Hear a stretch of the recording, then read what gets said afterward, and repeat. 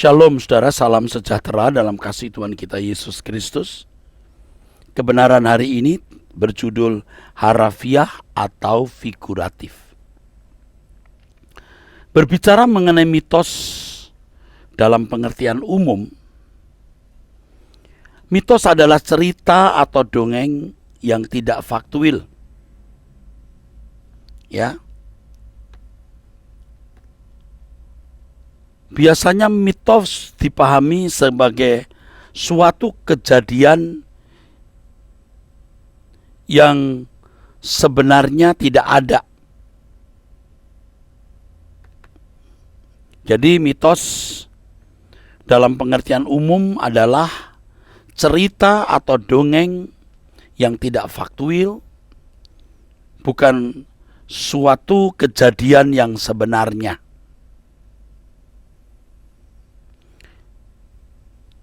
Biasanya berbicara mengenai mitos, asumsi orang sudah negatif, sebab dikaitkan dengan dongeng-dongeng masyarakat kuno yang membuat orang tidak berlogika secara sehat. Mitos selalu dikaitkan dengan hal-hal yang tidak logis, bersifat mistik, dan okultisme. Inilah pengertian mitos secara umum. Sebenarnya ada kata mitos dengan pengertian lain, yaitu suatu cara untuk menjelaskan suatu kebenaran yang tidak bisa dijelaskan apa adanya, berhubung keterbatasan si penerima kebenaran atau karena faktor-faktor lain. Ini pengertian mitos secara khusus yang harus digunakan, yang mestinya digunakan untuk memahami Alkitab, khususnya dalam Kejadian 1 sampai Kejadian pasal 3. Seperti seorang anak berumur 5 tahun bertanya, dari mana adiknya berasal? Coba, apa jawaban orang tua? Orang tua akan memberi berbagai jawaban yang dalam tanda kutip tidak apa adanya. Orang tua harus menjelaskan dengan cara lain yang bisa dimengerti dan diterima oleh anak-anak. Ada orang tua yang menjawab bahwa adik dibeli dari rumah sakit. Ada yang menjawab dibawa burung dari langit, atau dijawab dengan jawaban Tuhan yang mengirim. Jawaban-jawaban ini bisa disebut mitos dalam pengertian kedua, mitos secara khusus. Jadi pengertian mitos secara khusus, jawaban-jawaban tersebut tidak bermaksud mau berdusta. Tapi berhubung anak-anak tidak mampu menangkap jawaban yang sesungguhnya, atau jika pertanyaan itu dijawab apa adanya, anak-anak tidak bisa memahami, maka dijawab dengan jawaban-jawaban yang bernilai mitos. Tapi mitos dalam pengertian khusus atau pengertian yang kedua, tidak apa adanya. Hal ini dilakukan berhubung keterbatasan pengertian atau ketidakmampuan pikiran menangkap dan memahami sesuatu. Ya, berhubung tidak mampu memahami sesuatu.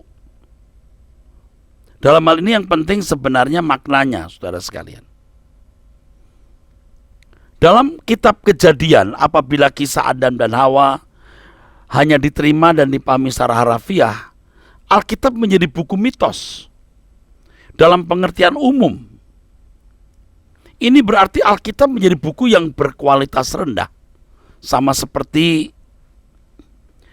dengan buku yang memuat dongeng-dongeng dari agama-agama primitif.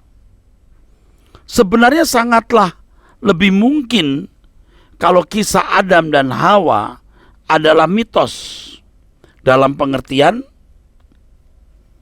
kedua, yaitu suatu cara untuk menjelaskan suatu kebenaran yang tidak bisa dijelaskan apa adanya berhubung keterbatasan si penerima. Jadi sebenarnya sangat lebih mungkin kalau kisah Adam dan Hawa adalah mitos dalam pengertian kedua, yaitu suatu cara untuk menjelaskan kebenaran yang tidak bisa dijelaskan apa adanya berhubung keterbatasan si penerima. Dalam hal ini menyoroti Kejadian pasal 1 sampai 3, yang penting bukan kisahnya secara harafiah, tetapi makna yang bisa diimplementasikan dan diaplikasikan dalam kehidupan manusia di sepanjang zaman dan di segala tempat dan dalam segala situasi. Selama ini hampir semua orang Kristen memahami kisah Adam dan Hawa hanya secara harafiah. Hampir semua orang Kristen begitu. Mereka berpikir sederhana dan dangkal, bahwa karena Adam dan Hawa makan secara fisik dan secara harafiah buah yang dilarang Tuhan untuk dikonsumsi, maka mereka jatuh dalam dosa dan menjadi rusak. Jika hanya demikian pengertiannya, maka kisah Adam dan Hawa tidak memiliki implementasi dan aplikasi yang bernilai tinggi atau tidak bermakna mendalam. Sebenarnya Kejadian pasal 1 dan 1 sampai 3, saudaraku, Kejadian pasal 1 sampai 3 tidak boleh hanya dipahami secara harafiah, tetapi ada bagian-bagian yang harus dipahami secara figuratif tanpa menghilangkan makna dan nilai historisnya. Harus diingat bahwa pada mulanya kitab Kejadian ditulis oleh Musa sekitar tahun 1440 sebelum Masehi, ketika bangsa Israel keluar dari Mesir. Sangat tidak mungkin menjelaskan suatu kebenaran sesuai dengan dalam tanda kutip fakta apa adanya kepada suatu bangsa yang selama 430 tahun telah menjadi budak, tertindas sebagai budak di Mesir. Itulah sebabnya Tuhan dalam kebijaksanaannya yang luar biasa menggunakan cara lain untuk menjelaskan suatu kebenaran kepada bangsa budak yang tidak berbudaya. Ya, inilah cara mitos pengertian kedua. Jika tidak demikian, maka bangsa Israel tidak akan mampu memahami pesan dan makna yang hendak disampaikan Tuhan kepada mereka. Bangsa Israel dapat memahami kisah Adam dan Hawa secara praktis dan sederhana saja, bahwa Tuhan memberikan kehendak bebas untuk mengambil keputusan, yaitu ketaatan yang bisa mendatangkan berkat, sedangkan ketidaktaatan mendatangkan kutuk. Hal ini sudah sesuai dengan kemampuan nalar keagamaan yang mereka miliki untuk menangkap Kejadian pasal 1 sampai 3 secara harafiah. Tuhan juga tidak menuntut mereka melakukan apa yang tidak bisa mereka lakukan. Bagi bangsa Israel, kisah Adam dan Hawa secara harafiah sudah cukup memiliki implementasi dan aplikasi bagi kehidupan mereka yang ada dalam suasana hukum, dalam tanda kutip ini hukum Taurat. Dengan kisah secara harafiah itu mereka sudah bisa menemukan implementasi dan aplikasinya untuk kehidupan keberagaman mereka. Mereka belum bisa dan belum mampu memahami kebenaran batiniah.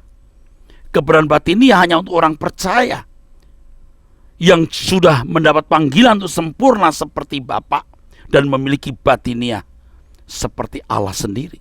Sola Gracia.